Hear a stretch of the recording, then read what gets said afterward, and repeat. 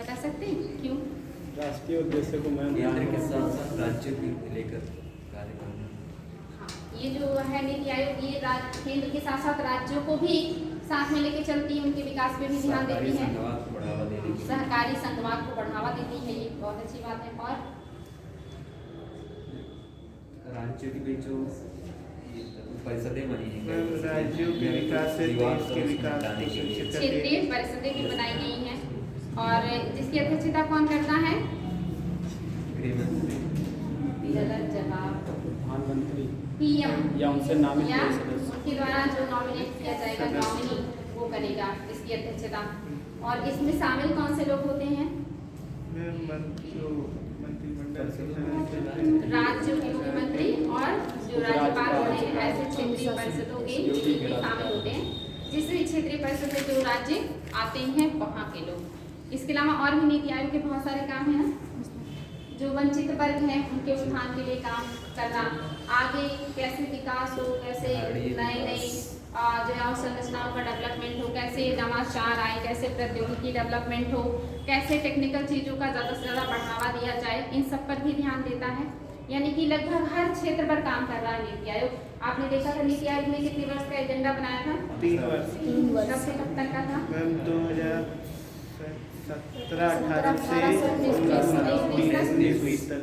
क्योंकि एक जो मतलब इकोनॉमिक ईयर होता है ये तो वर्षों के बीच का होता है, इसीलिए आपको 17-18 से लेके 19-20 तक 3 वर्षों का इनका एजेंडा था। इस एजेंडे में इन्होंने कौन कौन से फील्ड पे काम किया है? कृषि क्षेत्र हो गया, नवाचार के क्षेत्र, स्वास्थ्य में, सड़क, रेलवे और ये सब परिवहन। पहला तो विभिन्न क्षेत्रों में व्यय पहले भाग में पढ़ा आपने, दूसरे भाग में क्या पढ़ा था? दूसरे भाग का मेन क्या था? कृषि शहरी क्षेत्र था, कृषि क्षेत्र था कि शहरी क्षेत्रों के लिए क्या क्या प्रोग्राम है, जिसमें शहरी क्षेत्रों में 2 प्रकार की, एक जो पहले से चले आ रहे थे और एक जो भविष्य के लिए करना है। और कृषि क्षेत्र पर भी इन्होंने काम किया, कृषि क्षेत्र में विभिन्न तरह की चीज़ों पर काम किया है।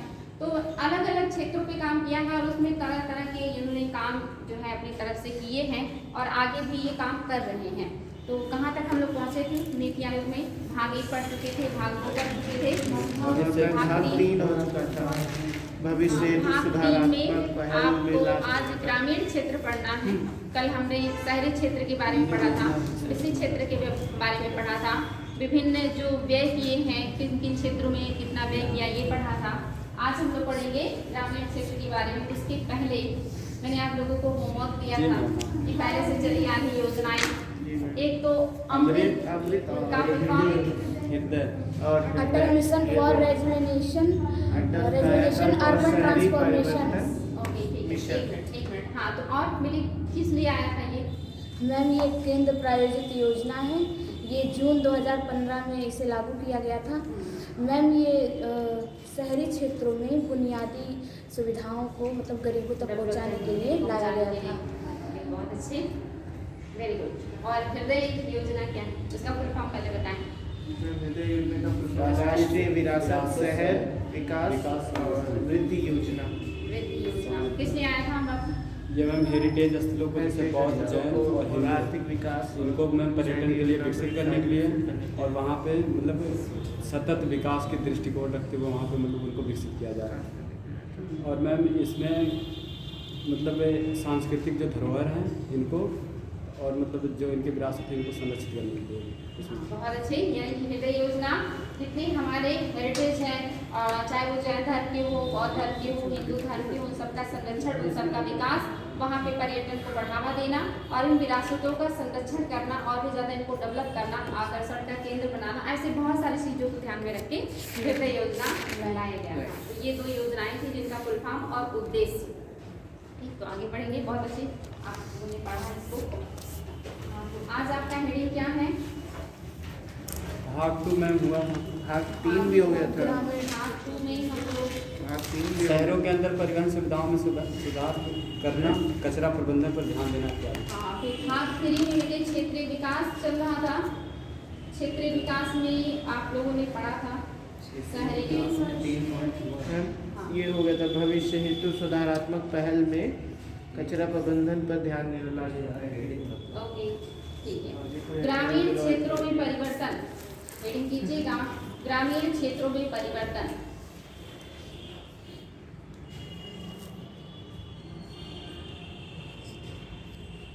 कल जो आपने पढ़ा था वो शहरी विकास पढ़ा था, क्षेत्रीय विकास में शहरी विकास पे आपने पढ़ा था, और आज आपको पढ़ना है ग्रामीण क्षेत्रों में परिवर्तन।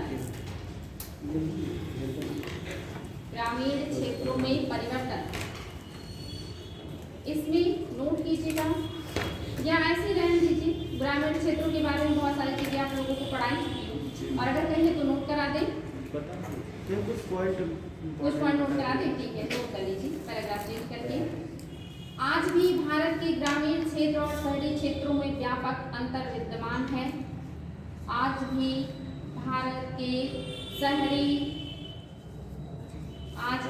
के ग्रामीण क्षेत्र और शहरी क्षेत्र में व्यापक अंतर विद्यमान है। आज भी भारत के ग्रामीण क्षेत्र और शहरी क्षेत्र में व्यापक अंतर विद्यमान है।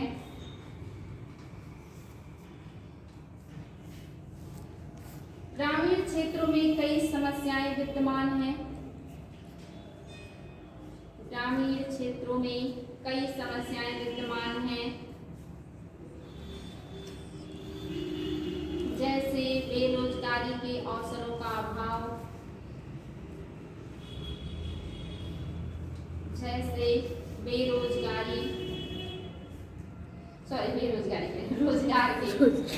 रोजगार के अवसरों का अभाव, बेरोजगारी बड़े पैमाने पे है, रोजगार के अवसरों का अभाव, रोजगार के अवसरों का अभाव, कम साक्षरता दर,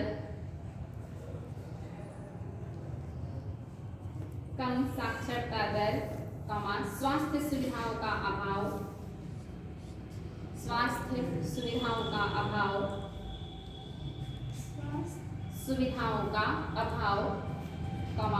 पीने योग्य स्वच्छ जल का अभाव,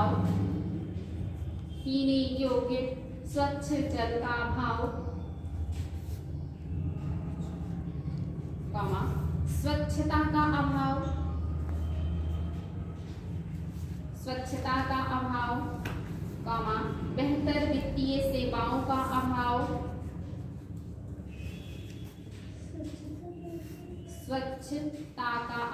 बेहतर वित्तीय सेवाओं का अभाव, ग्रामीण क्षेत्रों के शहरी क्षेत्रों से बेहतर वित्तीय सेवाओं का अभाव, ग्रामीण क्षेत्रों के शहरी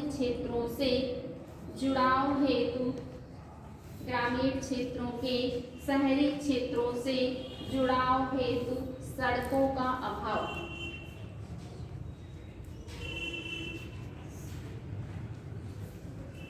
यानी अभी भी ऐसी बहुत सारी समस्याएं हैं जो शहर और गांव में बहुत ज़्यादा अंतर डिफरेंट देखने को मिलता है। जैसे गांव में अभी भी अच्छे सड़कें नहीं हैं जो शहरों से उनको जोड़े। दूसरा, शिक्षा का अच्छा स्तर नहीं है। अगर अच्छा स्तर होता तो लोग तैयारी करने शहरों की तरफ क्यों भागते।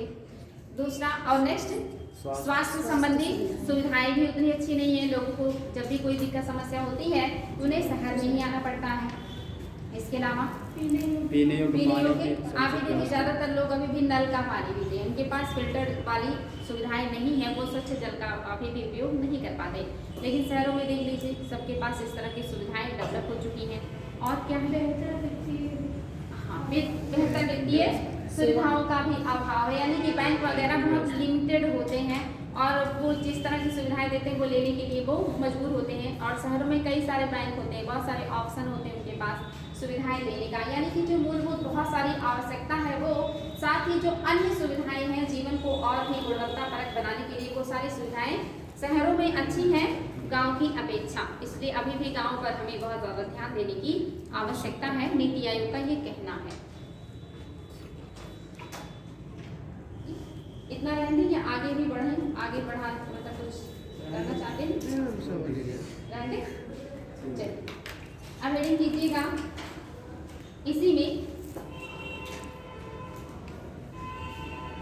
प्रधानमंत्री आवास योजना ग्रामीण प्रधानमंत्री आवास योजना डैश ग्रामीण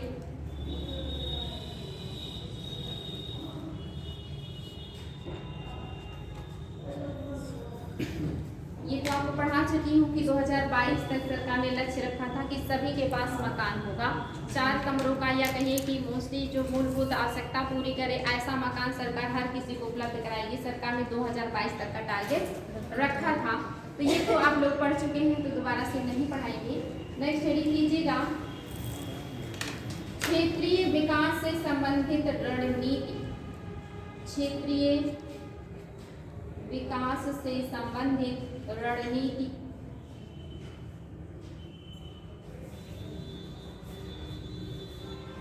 इसमें नोट कीजिएगा,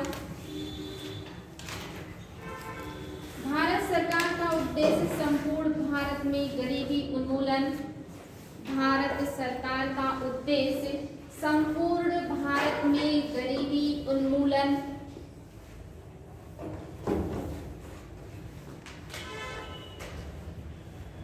गरीबी उन्मूलन, समृद्धि एवं विकास। समृद्धि एवं विकास, शिक्षा एवं स्वास्थ्य के स्तर में वृद्धि करना। शिक्षा एवं स्वास्थ्य के स्तर में वृद्धि करना।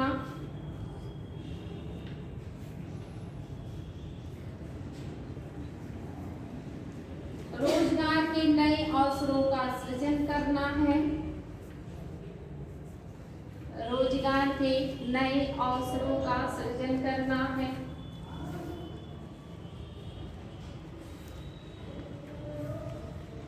रोजगार के नए अवसरों का सृजन करना है।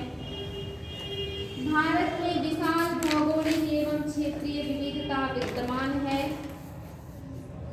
भारत में विशाल भौगोलिक एवं क्षेत्रीय विविधता विद्यमान है।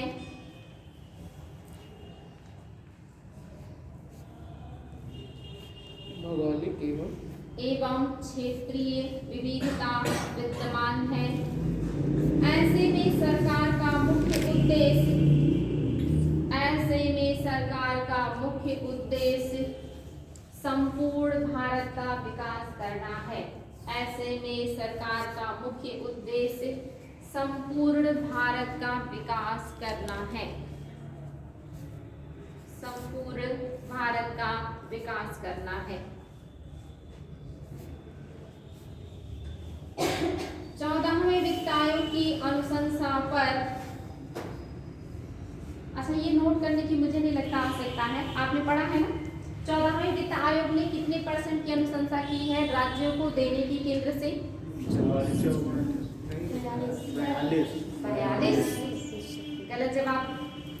इतना इम्पोर्टेंट पॉइंट और आप लोग भूल गए और एक तरफ से सब लोग गलत दे रहे हैं। 42% देने की बात की थी। 14वें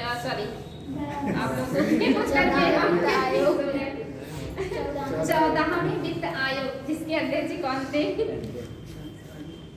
अध्यक्ष गलत जवाब।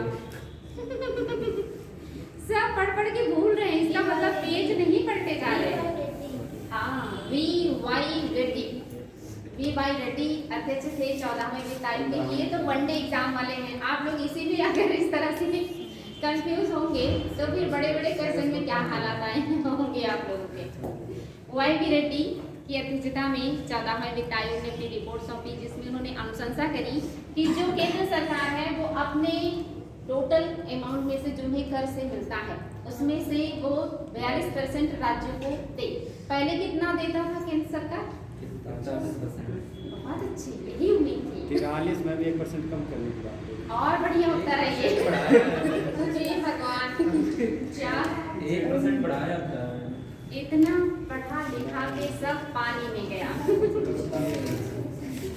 44%। हे भगवान, केंद्र सरकार का सारा उठा के हम लोग राज्य को दे देंगे। कितना? बस अब और उत्तर 32%। मैम 32% से बढ़ाकर 42। कहा था ना 10% बढ़ाया था। 14वें वित्त आयोग ने 10% बढ़ाने की अनुशंसा की थी। ये भी क्वेश्चन आया है कि कितना परसेंट बढ़ाने की अनुशंसा की? 10% बढ़ाने की। पत्नी हाँ तैयारी किया, सब भूल गया आप लोगों, कुछ भी याद नहीं, ना अध्यक्ष याद है, ना कितने परसेंट बढ़ाया, कितने परसेंट था, कुछ भी तो याद नहीं है आप लोगों को। रिवीजन कीजिए, इससे पता चल रहा है कि जो चैप्टर पढ़ते हैं बस उसी को, फिर अगला पढ़ते हैं, फिर उसको, फिर अगला, पीछे से सब छूटते जा रहा है। ये तो वनडे एग्जाम के क्वेश्चन है जो बार बार पूछे जाते हैं। अच्छा तो बताएं फिर 15वें आयोग के अध्यक्ष कौन थे? इन्होंने कितने परसेंट की अनुशंसा करी? 1% घटाने की। हाँ, इन्होंने 1% घटाया। इन्होंने कहा कि 41% राज्यों को केंद्र की तरफ से दिया जाना चाहिए। बस बन गया। पढ़ते रहिए बच्चा थोड़ा। मुझे लगा आप लोगों को सब रटा होगा तो क्या बार बार लिखाना, हमें लग रहा है सब बार बार लिखाना पड़ेगा। नहीं तो याद है ना, वही करना पड़ेगा। पहले जो मास्टर लोग मारते थे ना बच्चों को, वैसे मतलब मारना कोई अच्छी चीज नहीं है, लेकिन तब थोड़ा डर रहता था। अब देखिए आप लोग कितने निडर हैं, कोई दिक्कत नहीं है। क्यों मार तो पड़ना नहीं है, चोट तो लगेगी नहीं, तो भूल जाने में क्या बुराई है। हाँ नहीं बेटे, देखिए कहीं कहीं जरूरत होती है। कुछ बच्चे ऐसे होते हैं ना, बहुत बदमाश होते हैं, उन्हें बिना मार खाए समझ में नहीं आता है, या वो बिना मार खाए अपनी तैयारी करके नहीं आते, रिवीजन करके नहीं आते। अब मुझे लग रहा है वो आवश्यकता यहाँ भी है क्या? बोलना भी जरूरी है। हाँ बिल्कुल बिल्कुल। पीछे से रिवीजन कीजिए, नहीं तो फिर पनिशमेंट मिलेगा आप लोगों को। इतना मेहनत से पढ़ाती हूँ मैं, उसका आधा ही मेहनत कर दीजिए आप लोग, तो कम से कम याद हो जाए। चलिए, मुझे लग रहा था फालतू की मेहनत कराना, आप लोगों को याद होगा भी नहीं, मैं फिर रिपीट कर रही, लेकिन मुझे लगता है ना आप लोगों को बार बार लिखाना पड़ेगा। तो ये बात समझ में आ गई? शुक्र है लिखवा देती हूँ, नहीं तो आप लोग कहते मैम आप कुछ और ही पढ़ाएंगी रहेगा। हाँ तो ये था, आपने पढ़ा कि जो भारत है यहाँ पे भौगोलिक विविधता भी है और क्षेत्रीय विविधता भी है। आपके यहाँ कहीं पर्वत है, पहाड़ है, कहीं रेगिस्तान है, कहीं पठार है, कहीं गहरी घाटियाँ हैं, कहीं समतल मैदान है।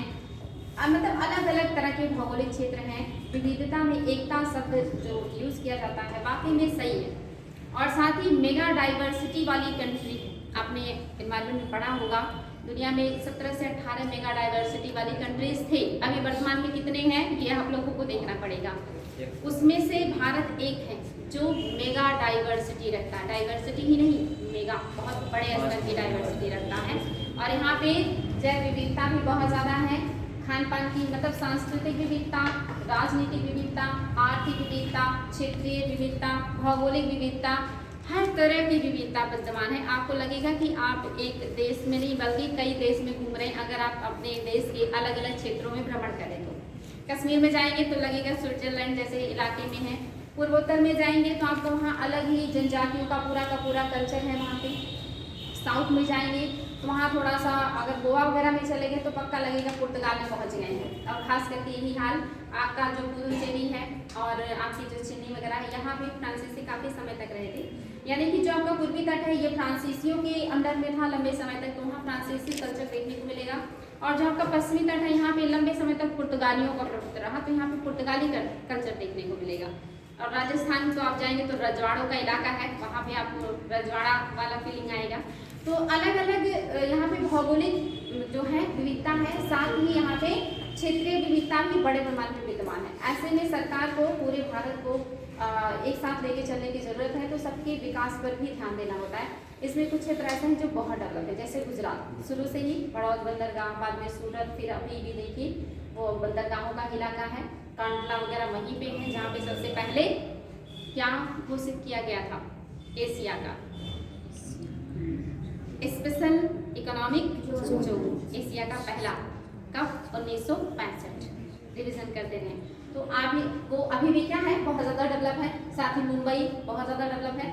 लेकिन कुछ क्षेत्र ऐसे हैं जैसे कि बिहार के कुछ इलाके, उड़ीसा के कुछ ऐसे इलाके, छत्तीसगढ़ के कुछ ऐसे इलाके, पूर्वोत्तर राज्यों के कुछ ऐसे इलाके जो अभी बहुत ज़्यादा पिछड़े हुए हैं, जिन पर अभी भी सरकार को बहुत ज़्यादा ध्यान देने की आवश्यकता है। यूपी के भी पूर्वी जो क्षेत्र हैं ये भी बहुत ज़्यादा पिछड़े हुए हैं और पश्चिमी उतने ही ज़्यादा डेवलप है। और हम लोग बीच में हैं, इसलिए बीच वाली कंडीशन है, ना तो बहुत डेवलप और ना ही बहुत मतलब अनडेवलप, बीच में है। लगभग एक तरीके से कह सकते हैं कि बैलेंस कर रहे हैं। तो यहाँ पे क्षेत्रीय और भौगोलिक विविधता बहुत ज़्यादा है, कहीं बहुत ज़्यादा डेवलपमेंट है, कहीं बहुत कम डेवलपमेंट है, कहीं पे शिक्षा का बहुत ज़्यादा उच्च स्तर है, जैसे केरल में ले लीजिए, शिक्षा में बहुत आगे है और वहाँ पे जो जेंडर इक्वलिटी होती है यानी कि लैंगिक अनुपात वो भी बहुत बढ़िया है। तो कुछ क्षेत्रों में आपका केरल इतना अव्वल है और वहीं बिहार में पुरुष या महिला दोनों की साक्षरता दर सबसे निम्न है। तो सरकार को उस हिसाब से काम भी करना होता है और उसी हिसाब से नीति आयोग भी काम कर रहा है। वही हम लोग पढ़ रहे हैं कि भारत में इतना असमानता है और उस सभी को ध्यान में रखते हुए काम करना होता है। अब हेडिंग कीजिएगा उत्तर पूर्वी क्षेत्र, नॉर्थ ईस्टर्न रीजन, उत्तर पूर्वी क्षेत्र।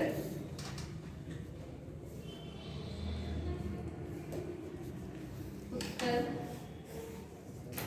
पूर्वी क्षेत्र, इसको और हम क्या कहते हैं, पूर्वोत्तर भी कहते हैं, पूर्वोत्तर भी कह सकते हैं, उत्तर पूर्वी क्षेत्र भी कह सकते हैं। और इस उत्तर पूर्वी क्षेत्र को के राज्यों को हम क्या कहते हैं, सेवन सिस्टर्स कहते हैं, जो एक दूसरे से जुड़े हुए। इन सेवन सिस्टर्स में एक ऐसा राज्य है जो छह बाकी जो सिस्टर्स हैं उनको टच करता है। कौन सा राज्य है? असम। असम, चलिए नोट कीजिएगा। भारत के उत्तर पूर्वी क्षेत्र में सिक्किम और भारत के उत्तर पूर्वी क्षेत्र में सिक्किम और उत्तर पूर्व के 7 राज्य, भारत में उत्तर पूर्वी क्षेत्र में सिक्किम और उत्तर पूर्व के 7 राज्य, उत्तर पूर्व के 7 राज्य असम, अरुणाचल, मणिपुर, मिजोरम, असम, अरुणाचल, मणिपुर, मिजोरम,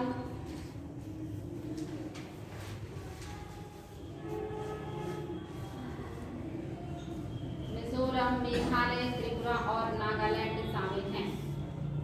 मिजोरम, मेघालय, त्रिपुरा और नागालैंड शामिल हैं।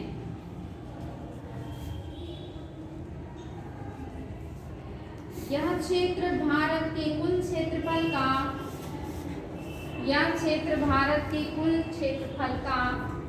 7.79% है। यह क्षेत्र भारत के कुल क्षेत्रफल का 7.97% है। एवं यहाँ कुल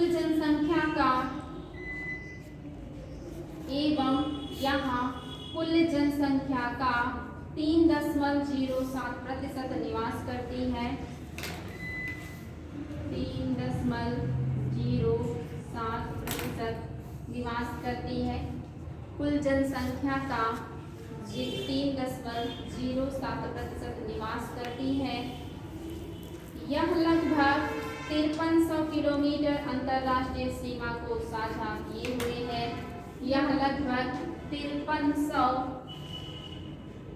अंतर्राष्ट्रीय सीमा को साझा किए हुए है। यह लगभग 5300 किलोमीटर अंतर्राष्ट्रीय सीमा को साझा किए हुए हैं। 5300 किलोमीटर अंतर्राष्ट्रीय सीमा को साझा किए हुए हैं। यह क्षेत्र प्राकृतिक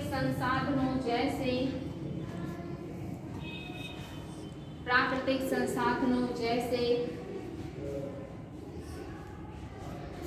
पानी, प्राकृतिक गैस, पेट्रोलियम इत्यादि से भरपूर है। पानी, प्राकृतिक गैस, पेट्रोलियम इत्यादि से भरपूर है। भारत की पहली जो पेट्रोलियम खदान है असम का डिगबोई है ना। तो ये क्षेत्र पानी, प्राकृतिक गैस और पेट्रोलियम से भरपूर है। इत्यादि से भरपूर है। उत्तर पूर्वी क्षेत्र का लगभग 52% क्षेत्र वनों से आच्छादित है। उत्तर पूर्वी क्षेत्र का लगभग 52% क्षेत्र वनों से आच्छादित है। उत्तर पूर्व क्षेत्र का लगभग 52% क्षेत्र वनों से आच्छादित है। और कितना परसेंट वन है टोटल भारत में इस समय? पता होना चाहिए, बहुत इंपॉर्टेंट है, एग्जाम में पूछा जाता है। 24 पॉइंट समथिंग है। पॉइंट में जो है वो भी पता होना चाहिए, एग्जाम में पूछा जाता है पूरा का पूरा अच्छे से। और वैसे कितना होना चाहिए? कम से कम 33% होना चाहिए वन और जो आपके बाग बगीचे उन सभी को ले करके। लेकिन अभी हम 25% तक भी नहीं पहुंच पाए हैं। ये एक तरह से भाग्यपूर्ण है कि हमें कम से कम 33% वन रखना चाहिए, लेकिन अभी हमारे पास 25% भी नहीं है। भारत के कुछ क्षेत्र ऐसे हैं जहाँ पे 33% से ज़्यादा वन है, लेकिन मैदानी क्षेत्रों की स्थिति बहुत खराब है, यहाँ बहुत कम है। यूपी में कितने परसेंट है वन क्षेत्र? 7% हो गया है कि कुछ कम? दोनों पॉइंट कल आप मुझे बताएंगे कि इंडिया में कितने परसेंट वन और आपके वृक्ष हैं। वन कितना है वो भी बताएंगे, वृक्ष कितना वो भी बताएंगे, टोटल कितना वो भी बताएंगे, क्योंकि एग्जाम में पूछा जाता है वन, वृक्ष और फिर टोटल कितना है। और यूपी का भी बताइएगा, क्योंकि ये दोनों ही क्वेश्चन एग्जाम में पूछे जाते हैं। वन वृक्ष दोनों देखिएगा, ये डाटा आपको आसानी से मिल जाएगा। ये भी देखिएगा कौन सा वन रिपोर्ट अभी हाल ही में आया है। अभी तो शायद कुछ बढ़ा है इंडिया में जो आया नया। बेटी पॉइंट में 1-2%, 5% ऐसे ही बढ़ता है। ये नहीं है कि अलग से 1%, 2% बढ़े। पॉइंट में 6.15%। हाँ, मैंने कहा ना कि यूपी में भी 7% का आंकड़ा नहीं पार किया है, 60% के अंदर है। और इंडिया में 25% के अंदर है। एग्जैक्ट डाटा आपको पता होना चाहिए, एग्जैक्ट पूछा जाता है, ऑप्शन ऐसा मिलेगा आपको। चलिए आगे बढ़ेंगे। तो पूर्वोत्तर के राज्य कितने किलोमीटर का अंतर्राष्ट्रीय सीमा साझा करते हैं? 5300 किलोमीटर। यहाँ की कितने परसेंट ये लोग लैंड को कवर करते हैं? 7.97। कितनी परसेंट जनसंख्या को कवर करते हैं? 3.07%। हाँ, और इसके अलावा कितना परसेंट यहाँ पे लगभग वन है? 52%। लगभग 52%। अच्छा है। और इनमें से कौन से राज्य के पास सबसे ज्यादा वन है? अरुणाचल प्रदेश। इनमें से भी और वैसे भी सबसे ज्यादा वन किसके पास है? असम के पास। अरुणाचल प्रदेश जो है इसके पास वन अच्छा है। और एमपी, अगर यहाँ ऑप्शन में एमपी होता तो एमपी भी हो जाता, ये भी देख लीजिएगा।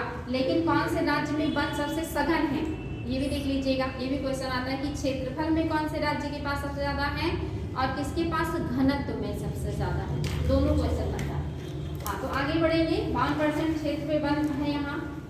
जहाँ अत्यधिक मात्रा में जैव विविधता पाई जाती है, जहाँ अत्यधिक मात्रा में जैव विविधता पाई जाती है, जहाँ अत्यधिक मात्रा में जैव विविधता हो उसे क्या कहते हैं? उसके लिए एक शब्द यूज किया जाता है, हॉटस्पॉट।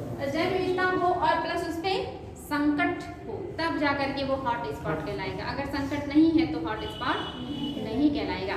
तो क्या ये क्षेत्र है हॉट स्पॉट में इंडिया के? इन्वायरमेंट में पढ़ा होगा आप लोग, ज्योग्राफी में भी पढ़ा होगा। कितना क्षेत्र भारत में कितने हॉट स्पॉट है? 5, 4। हाँ, 4 सही है। 4 है। कौन कौन से बताएं? एक पूर्वोत्तर भारत, ट्रांस हिमालयन, एक ट्रांस हिमालयन, एक पूर्वोत्तर भारत, एक पश्चिमी घाट का 3 हो गया। किसी का पूरा उत्तर सही नहीं है, कोई ना कोई मिस्टेक आप लोग कर। हिमालयन है और सुंदरबन है और इंद्रवर्ण है और चलिए, पश्चिमी घाट है। और हिमालय में कौन सा हिमालय? शिवालिक ट्रांस दोनों नहीं, शिवालिक ट्रांस में कहाँ चले गए आप लोग? पूर्वी हिमालय है जो बर्मा से टच है, वो इलाका केवल है। पूर्वी हिमालय का बर्मा से जो टच इलाका है ये है। और आपका सुंडालैंड है और आपका अंडमान निकोबार है। बात समझ में आ गया? पश्चिमी घाट श्रीलंका तक विस्तृत है, उसको अलग से मत गिनिएगा, उत्तर पता होना चाहिए, गलत करेंगे। चलिए आगे बढ़ते हैं बच्चा। आप लोगों का ज्योग्राफी इकोनॉमी के साथ साथ मुझे ज्योग्राफी और हिस्ट्री भी रिवीजन करवाना पड़ेगा। आप लोग कितने महान आत्मा है, सारे सब्जेक्ट पढ़ पढ़ के भूल जा रहे हैं। वो भी जितने जो बार बार एग्जाम में पूछे जाते हैं वो क्वेश्चन पूछ रही हूँ, नॉर्मल क्वेश्चन पूछ रही हूँ, लेकिन महत्वपूर्ण है। आगे बढ़ेंगे। जहाँ अत्यधिक मात्रा में जैव विविधता पाई जाती है और संरचनात्मक विकास के अभाव एवं परिवहन और संरचनात्मक विकास के अभाव एवं परिवहन और संरचनात्मक विकास के अभाव एवं परिवहन व संचार प्रणाली की कमी के कारण और संरचनात्मक विकास के अभाव एवं परिवहन व संचार प्रणाली की कमी के कारण इस क्षेत्र में आर्थिक गतिविधियां बहुत कम मात्रा में होती हैं। इस क्षेत्र में आर्थिक गतिविधियां बहुत कम मात्रा में होती हैं। इस क्षेत्र में हाइड्रो पावर, सौर ऊर्जा और पवन ऊर्जा की इस क्षेत्र में हाइड्रो पावर, सौर ऊर्जा और पवन ऊर्जा की संभावनाएं विद्यमान हैं। इस क्षेत्र में हाइड्रो पावर, सौर ऊर्जा और पवन ऊर्जा की भरपूर संभावनाएं विद्यमान हैं। भरपूर संभावनाएं विद्यमान हैं। इन तीन क्षेत्रों में इस क्षेत्र का जुड़ाव, इन तीन क्षेत्रों में इस क्षेत्र का जुड़ाव इन तीन क्षेत्रों में इस क्षेत्र का जुड़ाव भारत के अन्य क्षेत्रों से भारत के अन्य क्षेत्रों से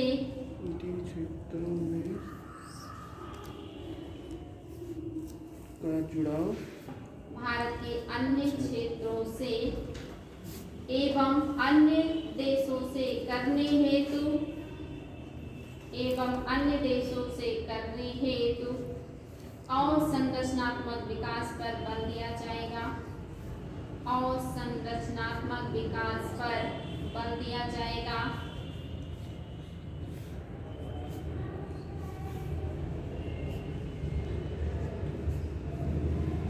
इस क्षेत्र में विकास के कार्यों एवं इस क्षेत्र में विकास के कार्यों एवं बल दिया जाएगा। इन क्षेत्रों में विकास के कार्यों एवं आर्थिक गतिविधियों को बढ़ावा दिया जाएगा। इन क्षेत्रों में या इस क्षेत्र में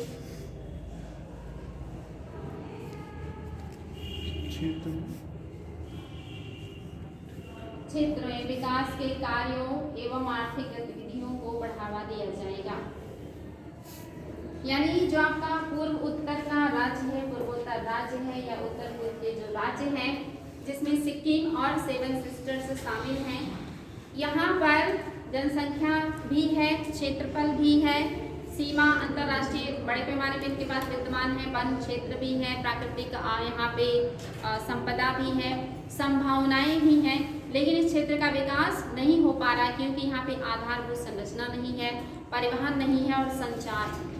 ये तीन चीज़ों का डेवलपमेंट ना होने की वजह से ये देश के अन्य क्षेत्रों से और दुनिया से इनकी कनेक्टिविटी कम हो गई है, इनका आर्थिक विकास रुका हुआ है। तो इन तीन क्षेत्रों को यहाँ पे बढ़ाया जाएगा। कौन सा? आधारभूत संरचना, परिवहन और संचार, ताकि इस क्षेत्र का आर्थिक विकास हो और यहाँ पे आर्थिक गतिविधियों को बढ़ावा दिया जाए, यहाँ के संसाधनों का उपयोग किया जा सके। इस पर कौन काम कर रहा है? नीति आयोग। बात समझ में आ गया? अब हेडिंग कीजिएगा, तटीय क्षेत्र एवं द्वीप समूह। तटीय क्षेत्र एवं द्वीप समूह, कोस्टल रीजन्स एंड आइसलैंड।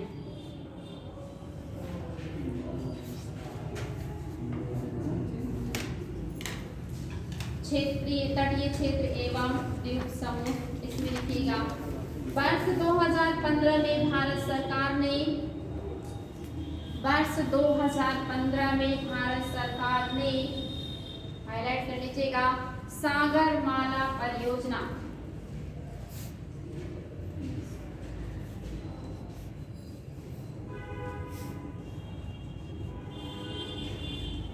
ये आपके जियोग्राफी में अच्छे से पढ़ाया जाएगा।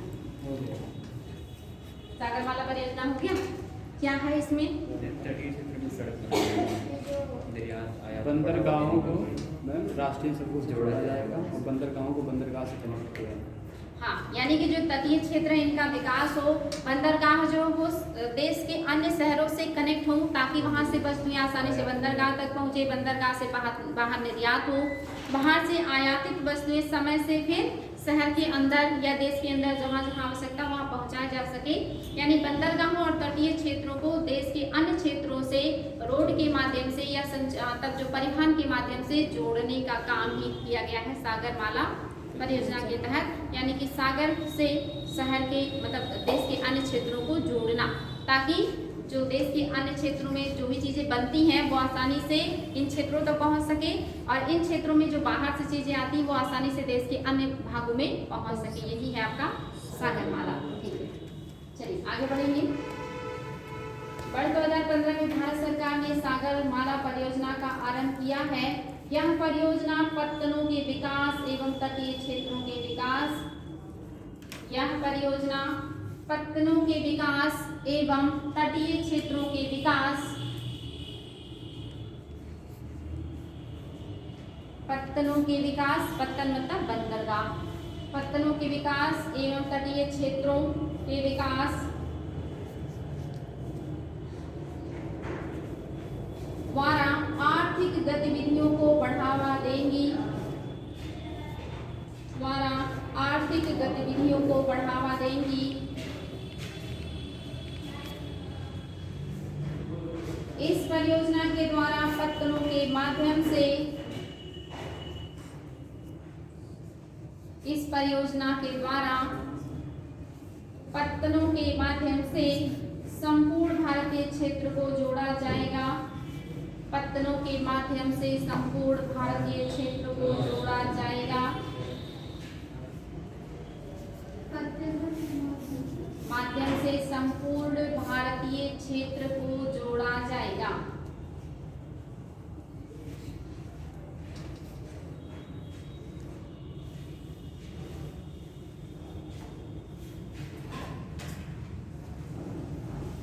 आगे बढ़ेंगे।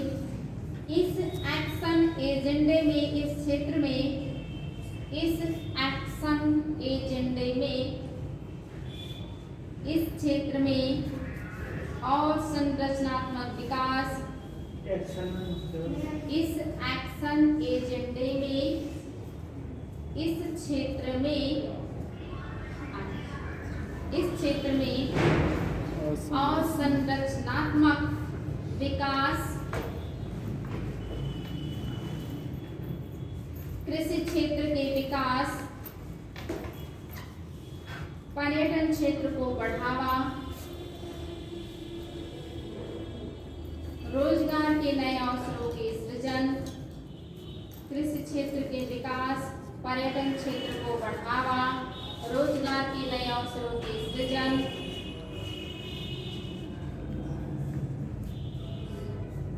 इत्यादि हेतु प्रयास किए जाएंगे।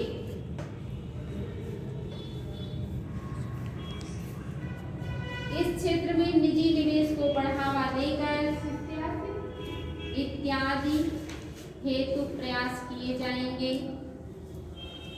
इस क्षेत्र में निजी निवेश को बढ़ावा देकर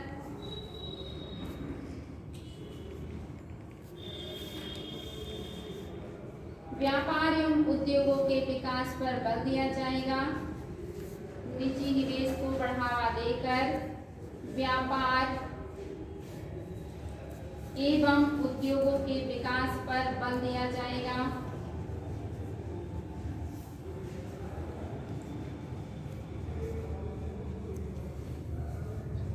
तटीय क्षेत्र की प्राकृतिक आपदाओं, तटीय क्षेत्र की प्राकृतिक आपदाओं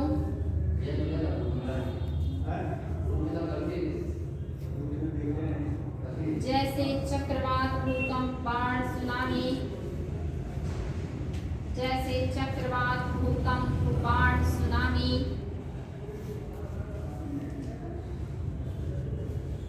चक्रवात, भूकंप, बाढ़, सुनामी इत्यादि से बचने हेतु कारगर प्रयास किए जाएंगे।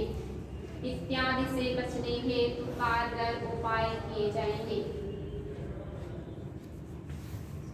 अच्छा बताएं, आईएएस का क्वेश्चन भी है, एनवायरनमेंट का है और देखिए इकोनॉमी में भी जिक्र आ गया है।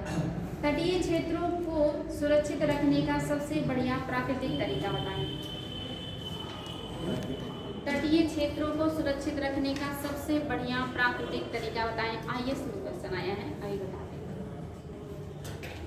कौन सा ऐसा नेचुरल तरीका है जिससे आप जो सबसे कारगर है वो मानव निर्मित तरीके से भी ज्यादा कारगर है, क्योंकि प्राकृतिक तरीका ऑलवेज बेस्ट। और ये कौन सा तरीका है जिससे तटीय क्षेत्रों को बहुत आसानी से आप बचा सकते हैं सुनामी से, बाढ़ से, भूकंप अगर आता है तो ही सुनामी आती है, उसकी वजह से वृक्षारोपण करके।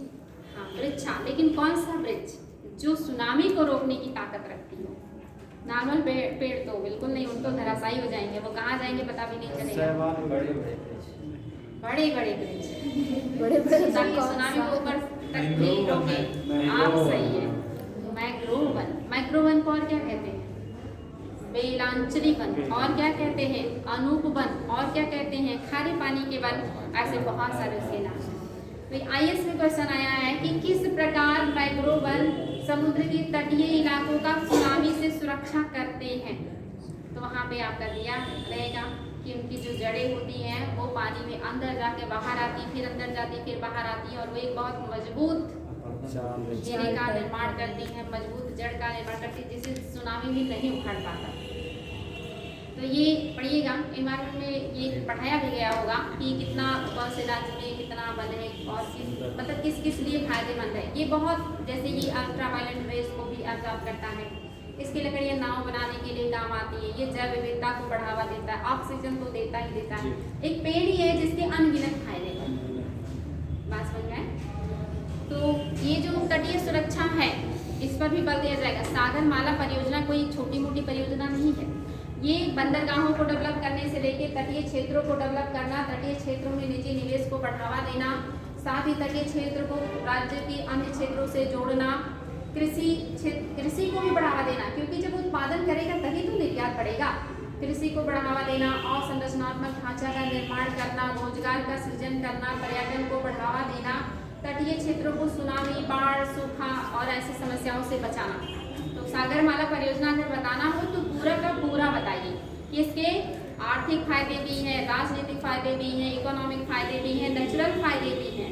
कई सारी चीज़ों को ध्यान में रखी योजना लाई गई है, परियोजना लाई गई है। अब ये कितना काम कर रही है ये तो इस बार जाने, लेकिन हाँ इसका जो मतलब क्राइटेरिया है या जो इसमें रखा गया है पॉइंट वो काफ़ी महत्वपूर्ण है। तो बात समझ में आ गया तटीय क्षेत्रों के लिए क्या योजना बनाया है नीति आयोग ने। नेक्स्ट हेडिंग, उत्तरी हिमालयी राज्य। उत्तरी हिमालयी राज्य।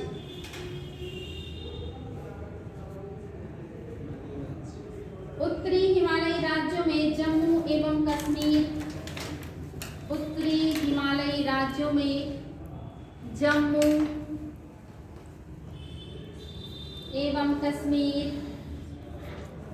उत्तराखंड और हिमाचल। जम्मू एंड कश्मीर। जम्मू एवं कश्मीर, उत्तराखंड और हिमाचल प्रदेश को शामिल किया जाता है।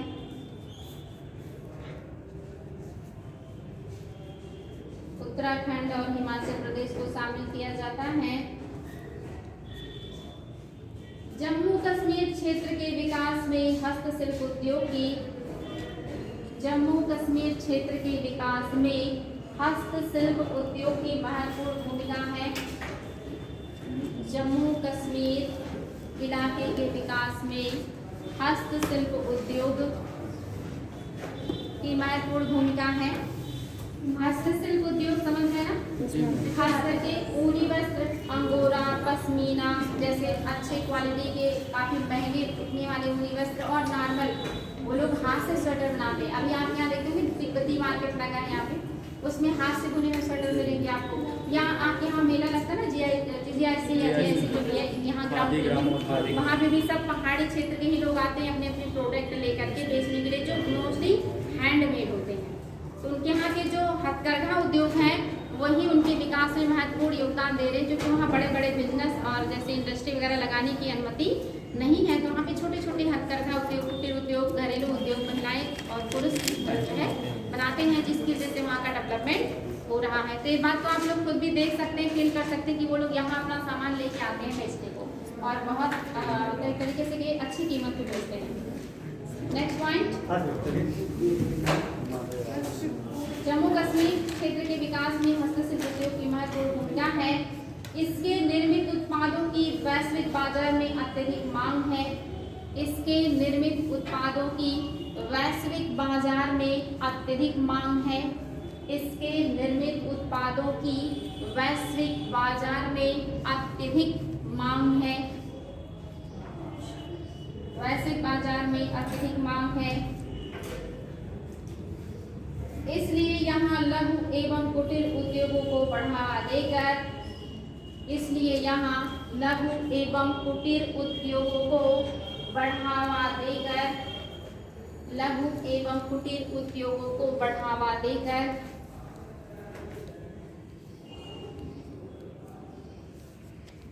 हस्तशिल्प उत्पादों, रेशम उत्पादन, हस्तशिल्प उत्पादों, रेशम उत्पादन, दरी उत्पादन को हस्तशिल्प उत्पादों, रेशम उत्पादन, दरी मतलब कालीन, दरी उत्पादन को बढ़ावा देना चाहिए। दरी उत्पादन को बढ़ावा देना चाहिए। दरी ना समझ में आए तो कालीन लिख लीजिए। हस्तशिल्प उद्योगों या उत्पादों, रेशम उत्पादन, दरी उत्पादन आदि को बढ़ावा देना चाहिए। इस क्षेत्र में पर्यटन क्षेत्र के विकास की इस क्षेत्र में पर्यटन क्षेत्र के विकास की अपार संभावनाएं हैं। इस क्षेत्र में पर्यटन क्षेत्र के विकास की अपार संभावनाएं हैं।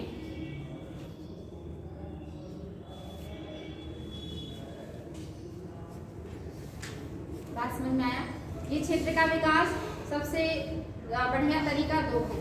एक तो यहाँ कुटीर उद्योग, लघु उद्योग, हस्तशिल्प, रेशम उत्पादन, दरी उत्पादन, इन सभी चीजों को बढ़ा करके किया जा सकता है। और दूसरा, यहाँ पे पर्यटन की अपार संभावनाएं हैं, मतलब बहुत ज्यादा पर्यटन को बढ़ावा दे करके अच्छा इनकम यहाँ प्राप्त किया जा सकता है। तो ये अगर वहाँ पे कुटीर उद्योग को बढ़ावा दिया जाए और पर्यटन को बढ़ावा दिया जाए तो इस क्षेत्र का बहुत अच्छे से विकास हो सकता है। और यहाँ के हैंडमेड जो वस्तुएं हैं, इसका इंडिया ही नहीं दुनिया में भी बहुत ज्यादा डिमांड है। नेक्स्ट हेडिंग, मरुस्थल ऑब्लिक रेगिस्तान एवं सूखा प्रभावित क्षेत्र। मरुस्थल ऑब्लिक रेगिस्तान, मरुस्थल ऑब्लिक रेगिस्तान एवं सूखा प्रभावित क्षेत्र, एवं सूखा प्रभावित क्षेत्र।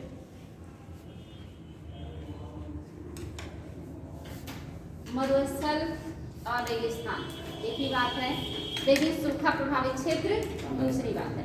मरुस्थल या रेगिस्तान वो क्षेत्र होते हैं जहाँ पे जो वनस्पतियाँ होती हैं और जो प्राकृतिक डेवलपमेंट से होते हैं जीव, ये बहुत कम मात्रा में पाए जाते हैं। इनके लिए यहाँ पे अनुकूल परिस्थिति नहीं होती।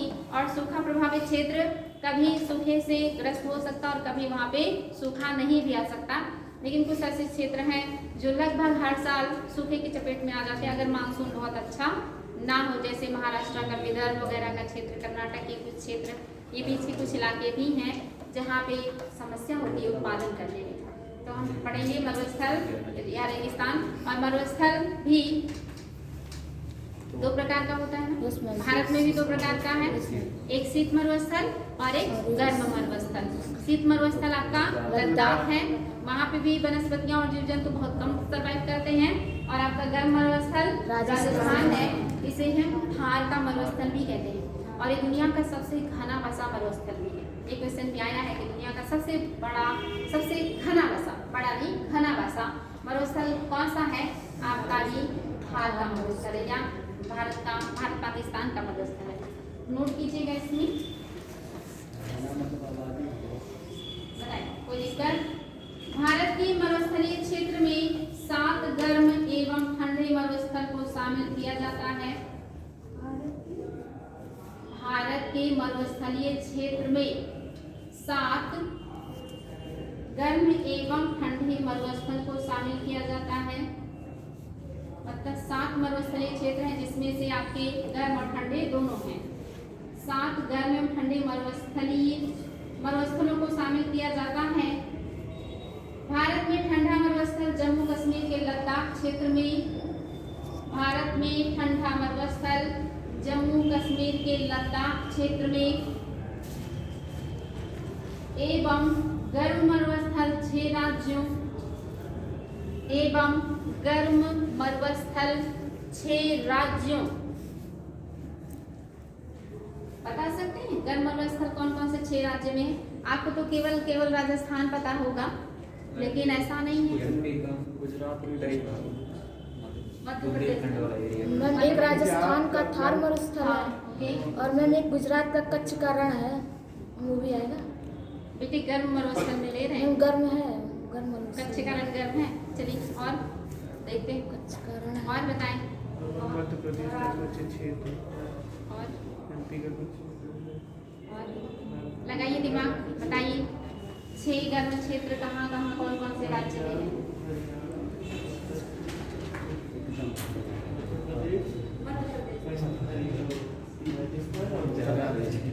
हो गया?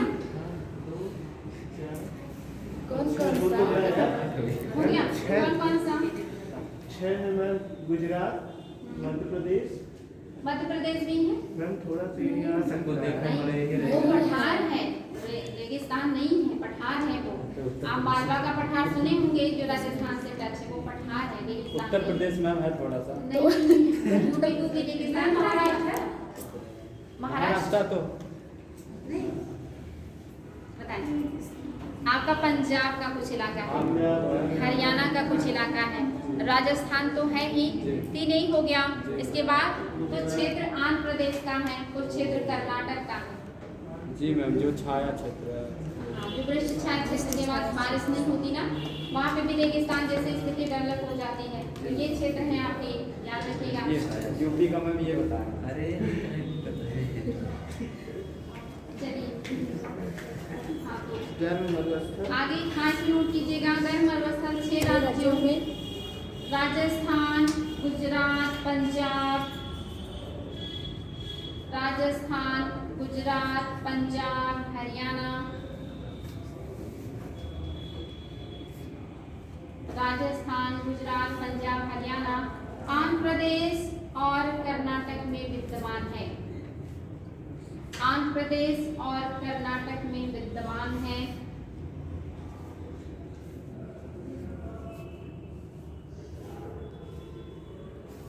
इन क्षेत्रों के विकास हेतु यहाँ पर्यटन क्षेत्रों को, इन क्षेत्रों के विकास हेतु यहाँ पर्यटन क्षेत्रों को बढ़ावा दिया जाना चाहिए। पर्यटन क्षेत्रों को बढ़ावा दिया जाना चाहिए। यहाँ हस्तशिल्प उद्योग,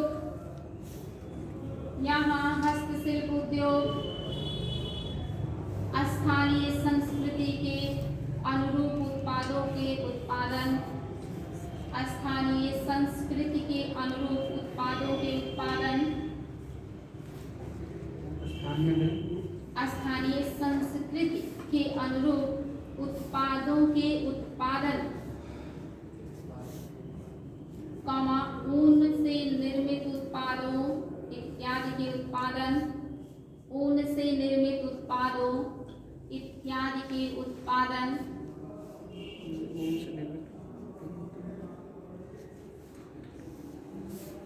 इत्यादि के उत्पादन को बढ़ावा दिया जा सकता है,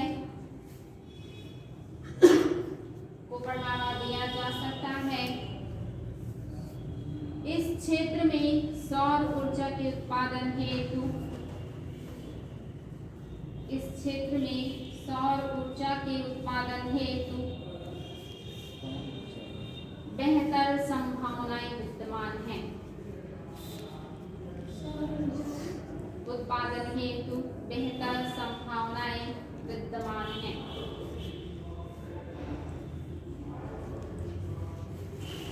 यानी आपके देश में 7 मरुस्थल हैं, एक गर्म है और 1 ठंडा है और 6 गर्म। एक ठंडा आपका लद्दाख है, गर्म में 4 राज्य एक साथ हैं और 2 आपके साउथ के हैं, जहाँ पे कौन सी चीजों को बढ़ावा देके इनका विकास किया जा सकता है।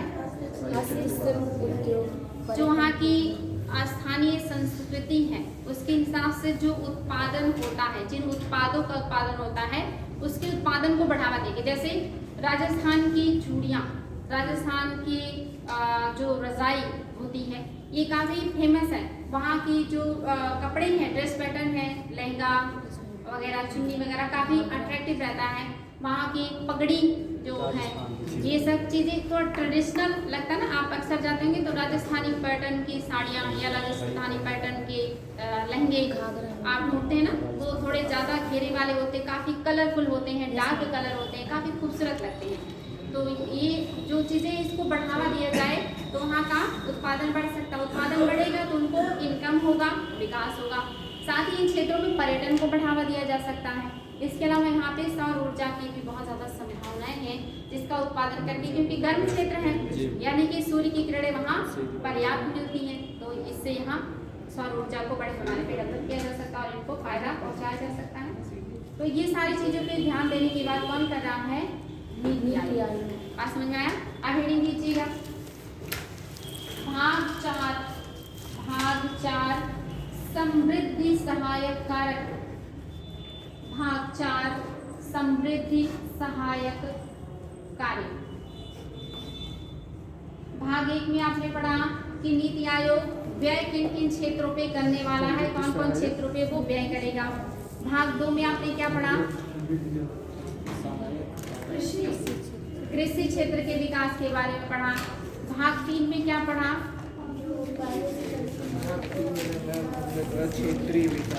क्षेत्रीय विकास। और भाग 4 में क्या पढ़ेंगे? समृद्धि सहायक विकास। समृद्धि सहायक कारक में पहला हेडिंग कीजिएगा परिवहन एवं संपर्क। परिवहन एवं संपर्क। समृद्धि सहायक मतलब आपकी समृद्धि में, आपके ग्रोथ में कौन कौन सी चीजें मदद करती हैं उन पर भी काम करना है। तो समृद्धि सहायक कारक में पहला हेडिंग परिवहन एवं संपर्क।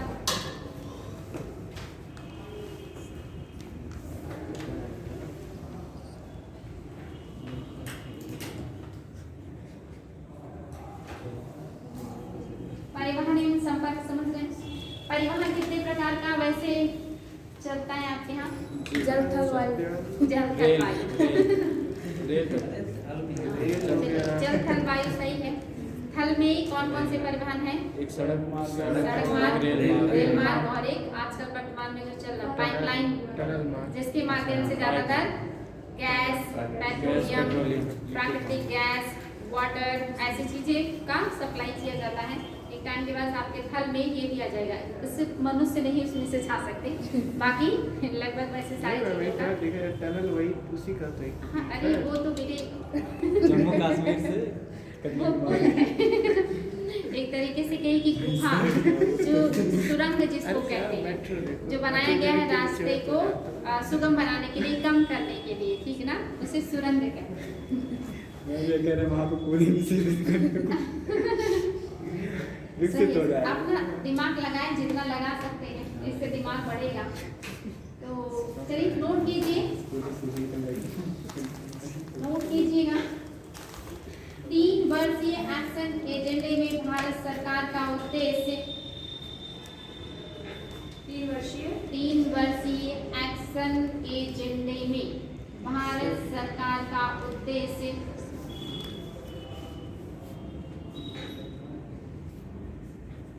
देश की परिवहन प्रणाली एवं संपर्क व्यवस्था में सुधार करके देश की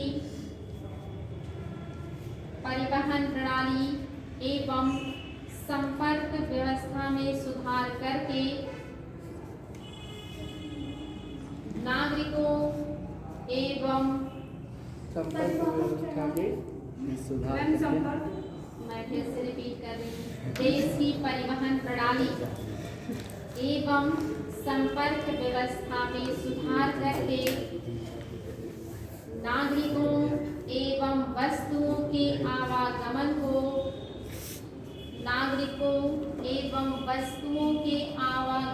को सुविधाजनक मितव्ययी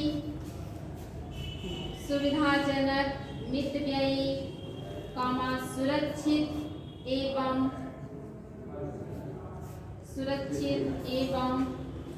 पर्यावरण अनुकूल बनाना है।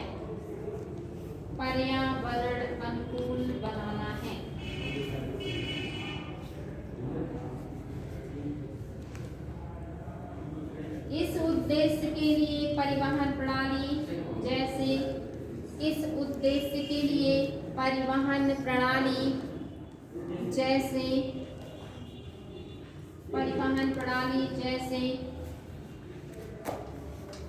सड़क परिवहन, रेलवे,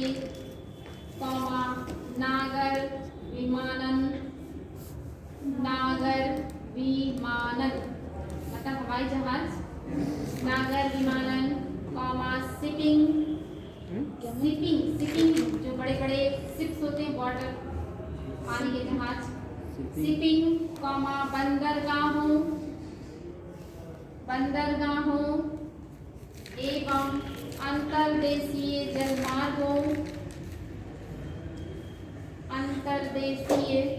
जलमार्गों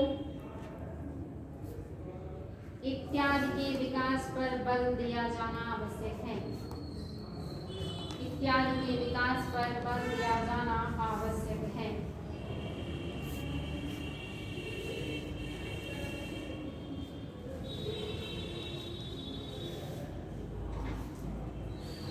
अब रीडिंग कीजिएगा।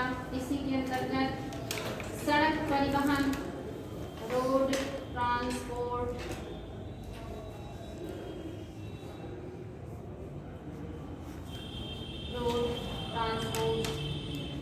भारत दुनिया में कौन से नंबर का सड़क परिवहन रखने वाला देश है?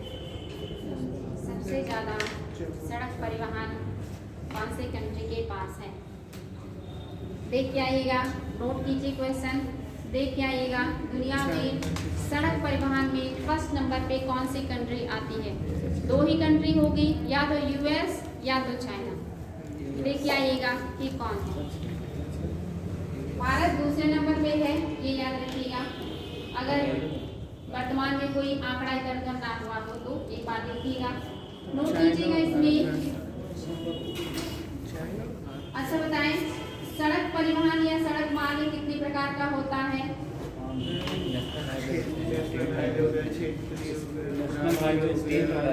एक तो राष्ट्रीय हो गया, दूसरा राज्य हो गया, तीसरा जिला स्तरीय, चौथा ग्रामीण। 4 स्तर की सड़कें बनाई जाती हैं, राष्ट्रीय, राज्य, जिला और ग्रामीण। और इन चारों स्तर के सड़कों को मेंटेन करने की बात कर रहा है DGS। अच्छा, एक क्वेश्चन है आप लोगों के लिए। इंडिया में कुछ जैसे उत्तर से दक्षिण की लंबाई ज्यादा है या आपके पूर्व से पश्चिम की जो 3214 हाँ अल्लाह क्या होगा आप लोगों उत्तर से दक्षिण ज्यादा है। का? मैप देख के भी पता नहीं चल रहा बच्चा, नकल भी करने नहीं आता।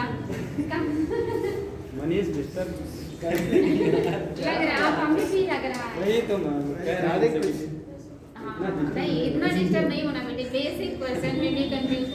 जो उत्तर दक्षिण की लंबाई है 32-14 उत्तर दक्षिण का है, आप उसे पूर्व पश्चिम का बताएं।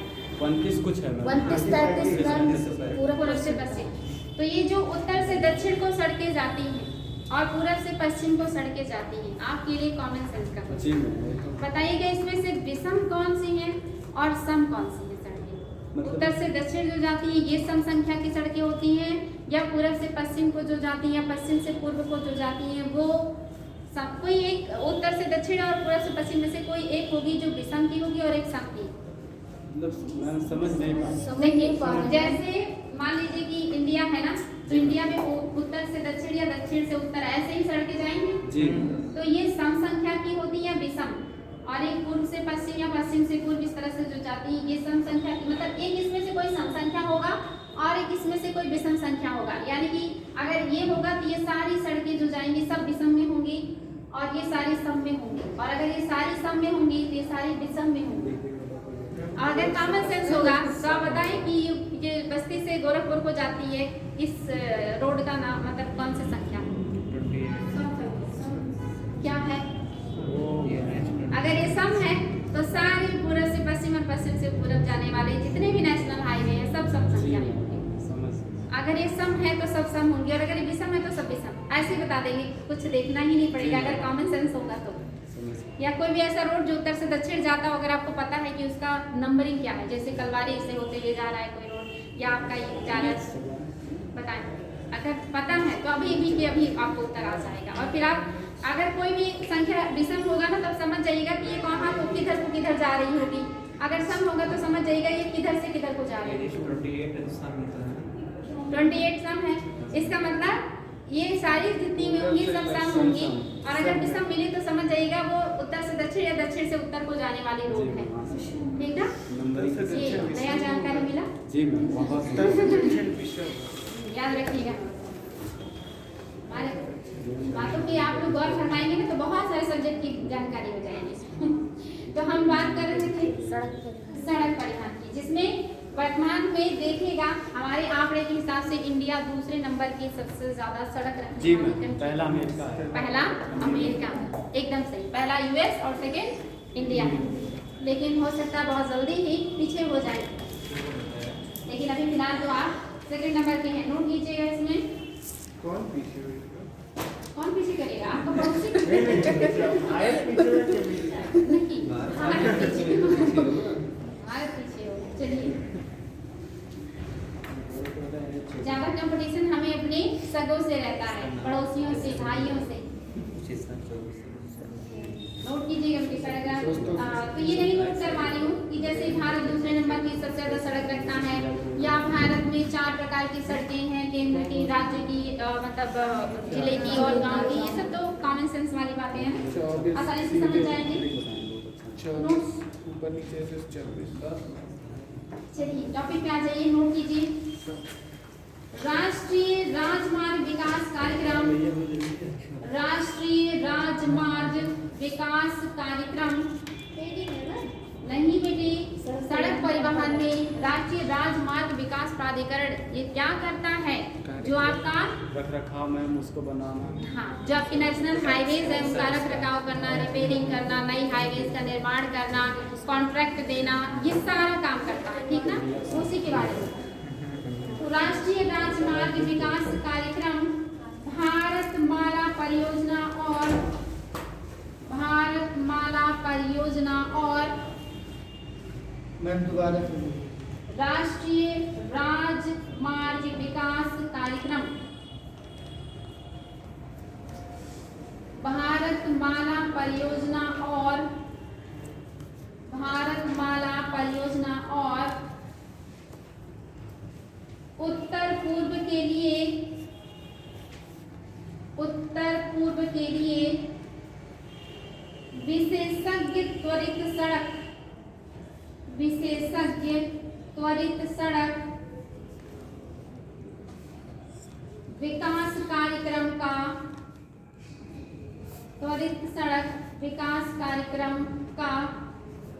मुख्य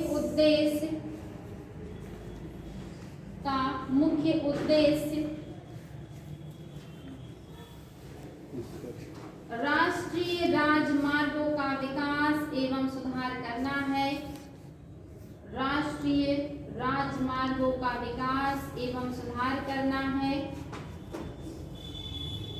साथ ही प्रधानमंत्री सुधार करना है, विकास एवं सुधार करना है। साथ ही प्रधानमंत्री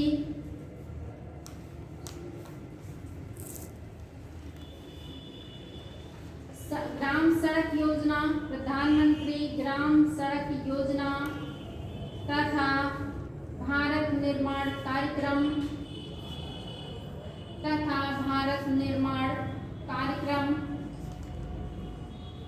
का मुख्य उद्देश्य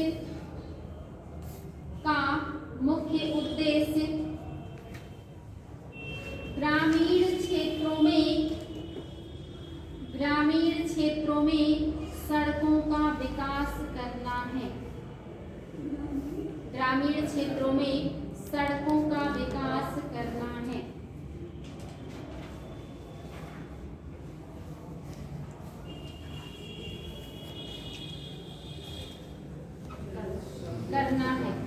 तो सागर माला तो आपने पढ़ा। भारत माला क्या है? भारत माला में ये हाईवे मुख्य शहरों को सिटी बड़े बड़े शहरों को राष्ट्रीय राजमार्ग द्वारा जोड़ता है। बिल्कुल सही। और इसका उद्देश्य जोड़ने के साथ साथ और क्या है, क्योंकि जब भी कोई काम होता है ना केवल एक पर्पज से नहीं होता, उत्पादन को, व्यापार को, रोजगार को बढ़ावा देना, आयात निर्यात को बढ़ावा देना, साथ ही शहरों के विकास को, डेवलपमेंट को बढ़ावा देना, ये बहुत सारे मोटिव के साथ कोई भी परियोजना लाई जाती है। बात समझ में आया? अब हेडिंग कीजिएगा ऐसे में, सड़क परिवहन से जुड़ाव एवं गतिशीलता। सड़क परिवहन से जुड़ाव एवं गतिशीलता।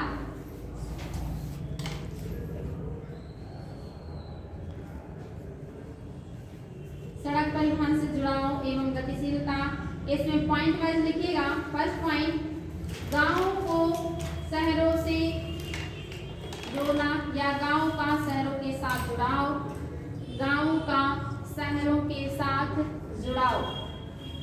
गांव का शहरों के साथ जुड़ाव, फर्स्ट पॉइंट।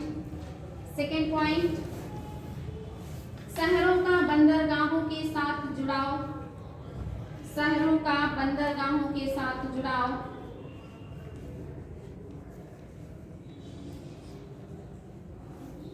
नेक्स्ट पॉइंट, सार्वजनिक यातायात व्यवस्था में निजी क्षेत्र को बढ़ावा देना। सार्वजनिक यातायात व्यवस्था में निजी क्षेत्र को बढ़ावा देना। सार्वजनिक यातायात व्यवस्था में निजी क्षेत्र को बढ़ावा देना।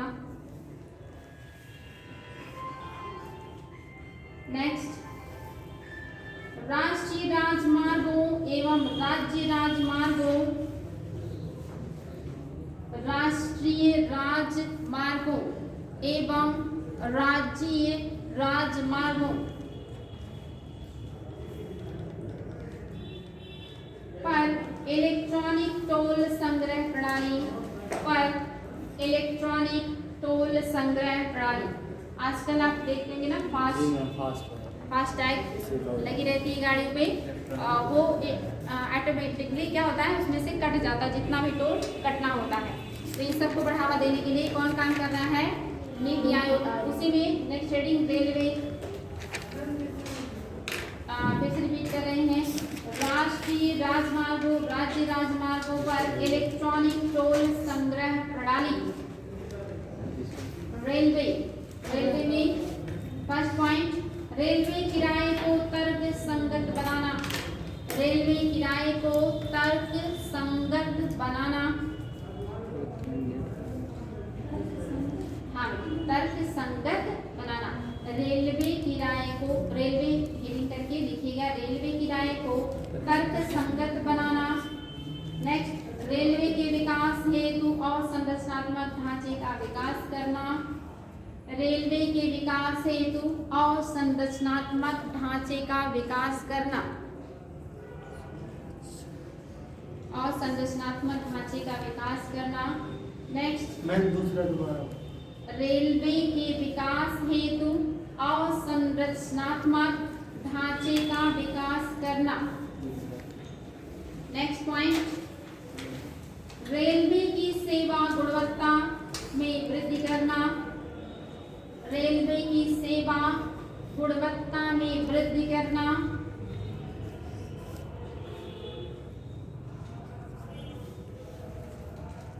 नेक्स्ट पॉइंट, रेलवे स्टेशनों एवं रेल के अंदर, रेलवे स्टेशनों एवं रेल के अंदर रेलवे स्टेशनों एवं रेल के अंदर सुविधाओं का विकास करना।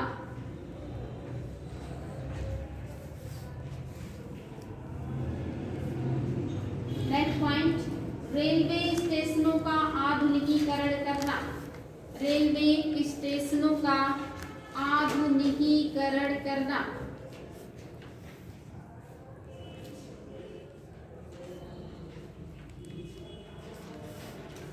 नेक्स्ट पॉइंट, नई तकनीक का प्रयोग कर रेलवे सुरक्षा सुनिश्चित करना।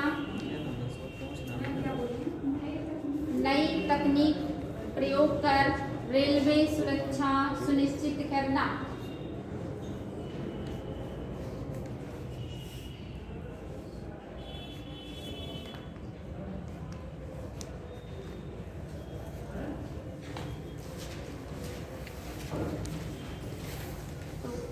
हम देख रहे हैं समृद्धि के लिए क्या काम कर रही है नीति आयोग। इसमें परिवहन और संचार पे बात कर रहे हैं।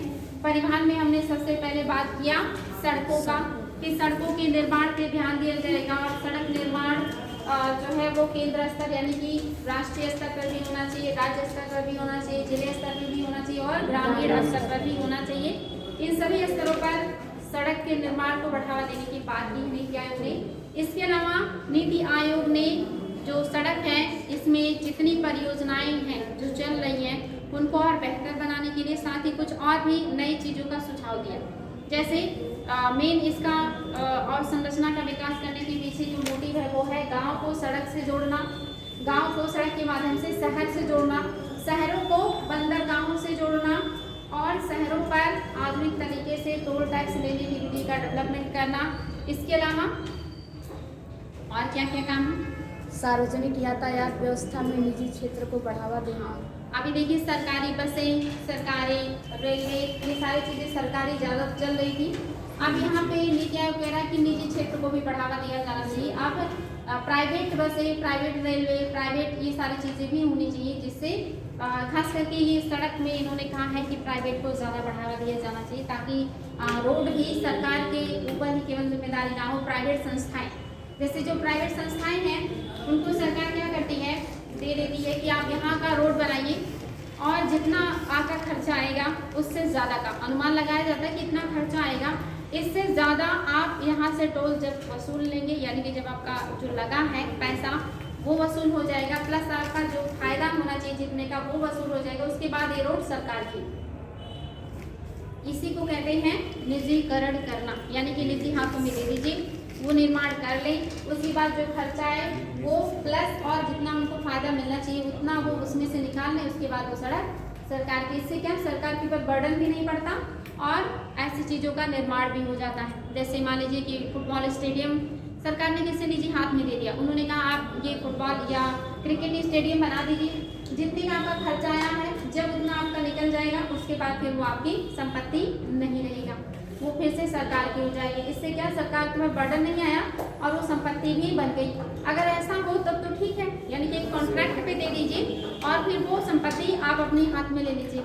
लेकिन ये हो जाए कि आप ही बनाइए, आप ही चलाइए, आप ही का प्रभुत्व रहेगा, तो समस्या होती है, क्योंकि आगे चल के फिर महंगाई बढ़ जाती है, जिससे गरीब लोगों को दिक्कत होती है। तो पूरी तरह से प्राइवेट ना करके उनको कॉन्ट्रैक्ट बेस पे कोई काम दे दीजिए कि वो काम करें, उससे वो अपना फायदा ले लें, उसके बाद फिर उनका उस पर से अधिकार खत्म हो जाए, वो सरकार के हाथ में आ जाए। अगर ऐसा काम सरकार करती है तो ये बुद्धिमानी का काम है, इससे सरकार के ऊपर बर्डन नहीं पड़ता और संसाधन भी डेवलप हो जाते हैं। और ये काम वर्तमान में सरकार बड़े पैमाने पे कर रही है, लेकिन कभी कभी जब वो पूरी तरह से निजी हाथों में दे देती है कि ये रेलवे ही आप ही चलाएंगे, आप ही का होगा, तब समस्या उत्पन्न हो जाती है। तो रेलवे का भी विकास क्यों करना है? किराए का जो मतलब तर्कसंगत बनाना, साथ ही आप सभी को पता है अभी भी हमारे यहाँ जो ट्रेन है उनके अंदर की व्यवस्था बहुत अच्छी नहीं है। उसको और बेहतर बनाना, आधुनिक बनाना, आधुनिक सुख सुविधाओं से लैस करना और भी नए नए ट्रैक बिछाना और भी ज़्यादा रेलवे को चलाना, क्योंकि अभी भी देखिए आवश्यकता से कम रहता है ना, भीड़ बहुत ज़्यादा है। अगर कई सारी ट्रेन चलती कि हर 2 घंटे पे 4 घंटे पे इस रूट पे ट्रेन आएगी तो इतना भीड़ नहीं होता, लेकिन बहुत कम ट्रेनें चलती हैं जिसकी वजह से उसमें लोगों की भीड़ भी बहुत ज़्यादा हो जाती है और इससे असुविधा बहुत ज़्यादा होता है लोगों को और वो उस सुविधा का उपयोग नहीं कर पाते जो उन्हें मिलना चाहिए। और नेक्स्ट हेडिंग कर लीजिएगा, शिपिंग और पोर्ट। हाँ बेटे, शिपिंग पानी का जहाज और पोर्ट, शिपिंग और पोर्ट। तो देख के आइएगा वर्तमान में भारत में कितने बड़े बंदरगाह हैं? 34। कल बताना है उत्तर। मैंने आज आप लोगों को होमवर्क में दिया है, कई चीज़ें दी हैं, याद रहे तो देख के आइएगा और कल इसका उत्तर भी दीजिएगा और फिर इसको आगे पढ़ेंगे और इसके अलावा जो बचा हुआ पॉइंट वो भी पढ़ेंगे। कल इसको खत्म करेंगे चैप्टर, फिर नया चैप्टर। क्या क्वेश्चन अच्छा, क्या क्या क्वेश्चन दिए? एक तो यही दिया कि कितने बंदरगाह हैं, बड़े बंदरगाह हैं, देख के आइएगा। और वृक्ष का दिए हैं कि सबसे ज़्यादा कौन से राज्य में वृक्ष है, सबसे घने कहाँ पे हैं, ये दिया है। और यूपी और इंडिया का मैंने कहा था, देख आइएगा कितने परसेंट है, इम्पोर्टेंट है, जो महत्वपूर्ण है। ये 2-3 चीज़ें भी देख लीजिएगा। मुख्य बंदरगाह में 13 मुख्य बंदरगाह।